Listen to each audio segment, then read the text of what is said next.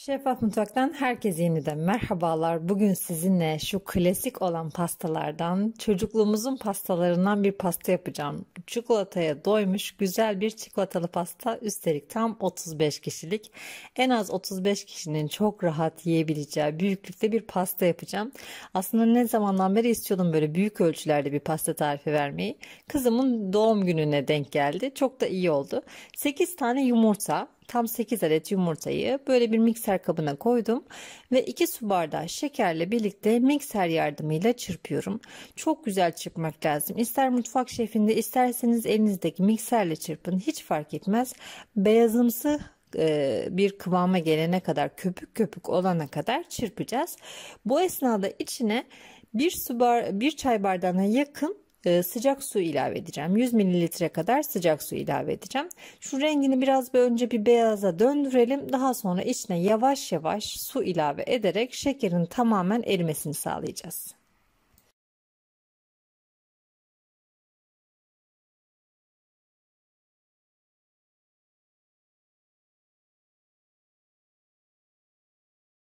Peki bu şekilde yapmak ne işe yarıyor? O pandispanyalardaki yumurta kokusu olmuyor. Yumurta çok güzel bir şekilde kimyası değişiyor. Bir de sünger gibi oluyor. Adeta sönmeyen yani kolay kolay sönmeyen sünger pandispanyalar elde ediyoruz.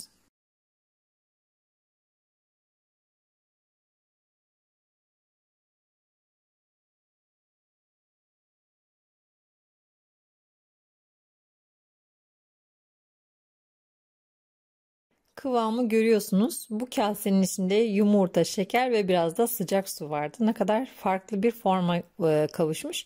Şimdi içine unlu malzemeyi ilave edeceğim ama ilave etmeden önce hepsini aynı süzgeçte bir eleyeceğim. Böylece unun içine hava vereceğim ve malzeme çok güzel birbiriyle karışacak. İçine en ufak bir topak bile kalmayacak. Önce süzgeçten eleyeceğim. Daha sonra kaşık kaşık yumurtalı şeker karışımı ilave edeceğim.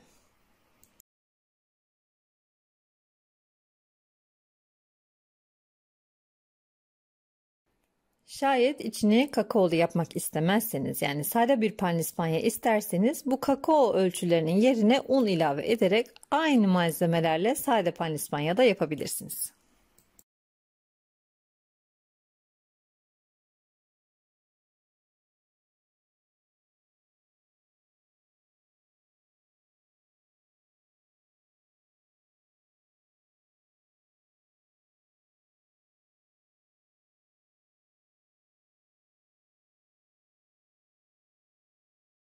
Mikserimin pedal ayağını taktım. Şimdi kaşık kaşık unu ilave içine ediyorum. Dilerseniz bir spatula yardımıyla da aynı işlemi gerçekleştirebilirsiniz. Bütün unu ilave ettikten sonra bir spatula yardımıyla şöyle bir karıştıracağım aşağıdan yukarıya doğru ve yumurtanın sönmemesi için sürekli olarak aynı yönde karıştırmaya devam edeceğim.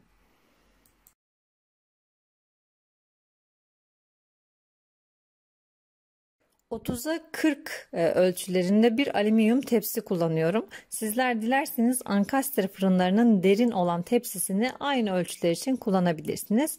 Altına bir yağlı kağıt sererseniz hem çıkartırken hem de pişirmesinde yani o ısının dağılımında gerçekten çok büyük fark olacaktır.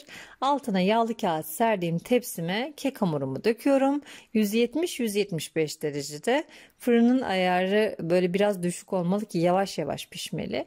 Yaklaşık bir 40-45 dakika kadar alt üst ayarda pişiriyorum. Alt üst ayar olmayanlar turboda da pişirebilir.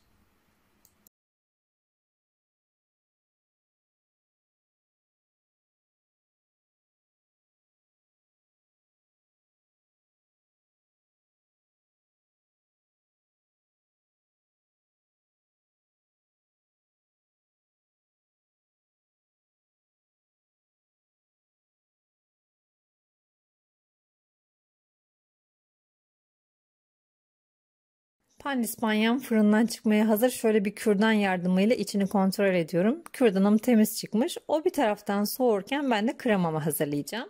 1 su bardağı kadar nişasta, 3 çay bardağı da unu ilave ediyorum. Şimdi bolca bir krema hazırlayacağız. Hem içinin katlarına hem de dışına yetecek. Yine içine kakao ilave ediyorum. Sizler sade yapmak isterseniz kakao yerine yine un ilave edebilirsiniz. Şimdi içine süt ilave edeceğim. Şeker 1,5 su bardağı kadar şekeri içine ilave edeceğim. Ve 1800 mililitre, yani 2 litreden 1 su bardağı kadar sütü çaldım. İçini ıslatırken kullanacağım bunu. Toplamda 9 su bardağı sütü içine ilave ediyorum. Ocağa alacağım. İyice koyulaşan muhallebi kıvamına gelene kadar pişireceğim.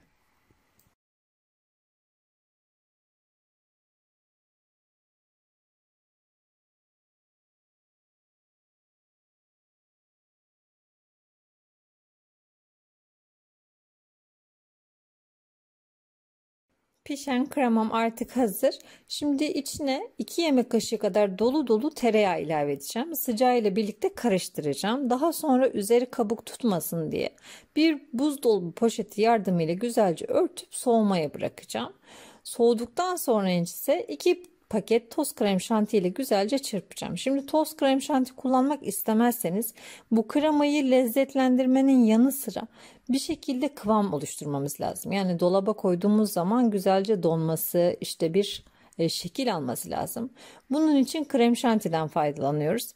Ama bazı insanlar krem şanti kullanmak istemiyor. Bunun yerine bunun muadili krema olabilir. 2 paket kremayı güzelce soğutursunuz buzdolabında ve ayrı bir yerde, ayrı bir kapta çırparsınız. Daha sonra bunu da çırparsınız ve ikisini yavaş yavaş spatula yardımıyla karıştırırsınız. O da yine çok lezzetli bir krema olacaktır.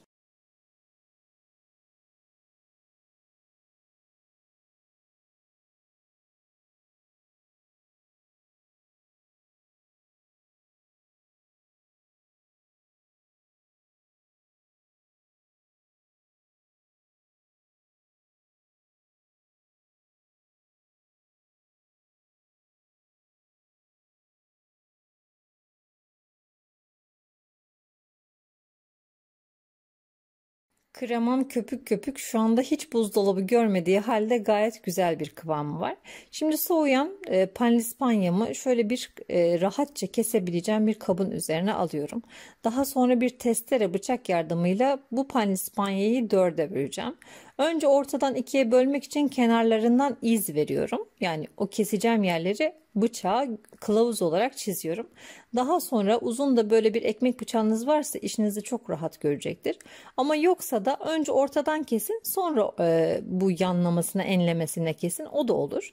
Gördüğünüz gibi 4 eşit parçaya kekimi böldüm. Bundan çok güzel 4 katlı yastık gibi bir pasta yapacağız.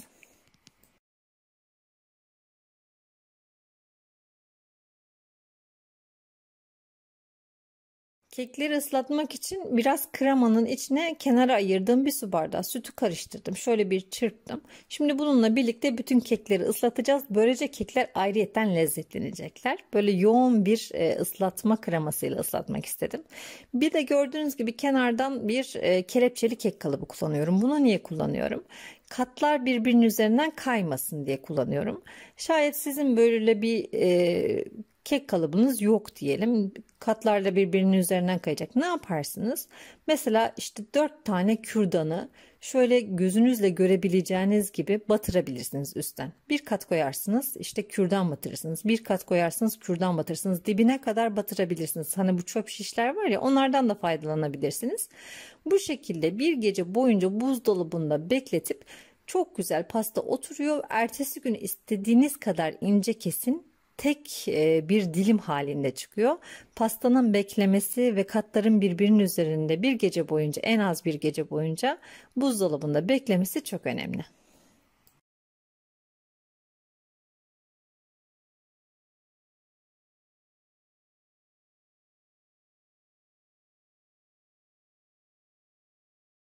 Bugün yaptığım pastada herhangi bir meyve kullanmadım. Aralarına bazen damla çikolata ilave ettim bazı katlara. Sizler dilerseniz istediğiniz meyve de içine kullanabilirsiniz. Çilekli, muzlu, frambuazlı çok yakışır. O dolapta bir gece bekleye dursun. Ertesi sabah ganajını hazırlamak üzere krema ile çikolatayı birleştirdim. Mikrodalgada şöyle bir 30 dakika kadar Döndürdüm ve hemen eriyecektir zaten. Aynı oranlarda yaparsanız üzerinden çok güzel akmayan bir ganajınız olacak. 200 mililitre krema, 200 gram kadar çikolatayı, hatta bitter çikolatayı karıştırdım. O kenarda biraz soğuması lazım. Akışkanlığının gitmesi lazım. Diğer taraftan kelepçeden kurtardığım yaş pastamı, bir gece boyunca güzelce oturan yaş pastamı şöyle bir düzeltiyorum. Üstünün kremasını güzelce sıvıyorum ve biraz sıvadıktan sonra ben bunu dondurucuda beklettim. Yaklaşık yarım saat kadar dondurucuda bekletirseniz ganajı üzerine sıvamanız çok daha kolay olacaktır. Krema ile karışmayacaktır. Şimdi soğuyan ganajımla soğuk olan pastamı birleştiriyorum. Ganaj ne kadar soğursa o kadar katılaşır. Sürülecek kıvama geçmesin yine. Her tarafını bu ganajla birlikte sıvayacağım. Ta ki bu 80'lerde yediğimiz, 90'larda yediğimiz pastanelerden aldığımız o bol ganajlı pastalardan olacak.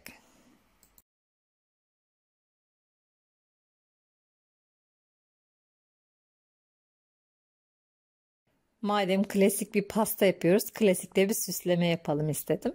Üzerine beyaz şanta olur, beyaz krema, çırpılmış krema olur. Üzerine güzelce böyle bir yıldız uçla birlikte şekiller çiziyorum. Bir de üzerine olmazsa olmaz doğum günü yazımızı yazıyorum. Sizler dilediğiniz gibi süsleyin. Üzeri tamamen size kalmış. Ben dediğim gibi bugün tam bir klasik pasta yapmak istedim. Çok bereketliydi. Bakmayın 35 kişi dediğime, 40 kişi 45 kişi rahat yer. O kadar güzel, böyle kalın bir pastaydı. Ben şimdi size ara katlarını göstereceğim. Kekini, kremasının kıvamını göstereceğim. Üzerindeki ganajın verdiği lezzeti anlatamam. Çok güzel bir çikolatayla birleşmiş bir pastaydı. Genelde bu tarz pastaları yapmayı çok seviyorum. Kanalımda o kadar çok böyle bir pasta videosuna ulaşabilirsiniz ki, türlü türlü, çeşit çeşit iç kremalar, panlispanyalar, süsleme teknikleri, işte bu çikolatayı nasıl kullanabiliriz ya da hiç pastaya süslemeyi bilmiyorsanız ne yapabilirsiniz gibi birçok sorunun cevabına kanalımdaki pastalardan ulaşabilirsiniz. İnşallah sizler de böyle lezzetli pastalar dener ve beğenirsiniz. Beğenilerinizi bizlerle paylaşırsınız. Bu ve bunun gibi birçok tarif için kanalımı ziyaret edebilirsiniz. Videolarımızı beğenmeyi, paylaşmayı, yorum yapmayı ihmal etmeyin. Yeni tariflerde görüşmek üzere. Hoşça kalın, afiyetle kalın.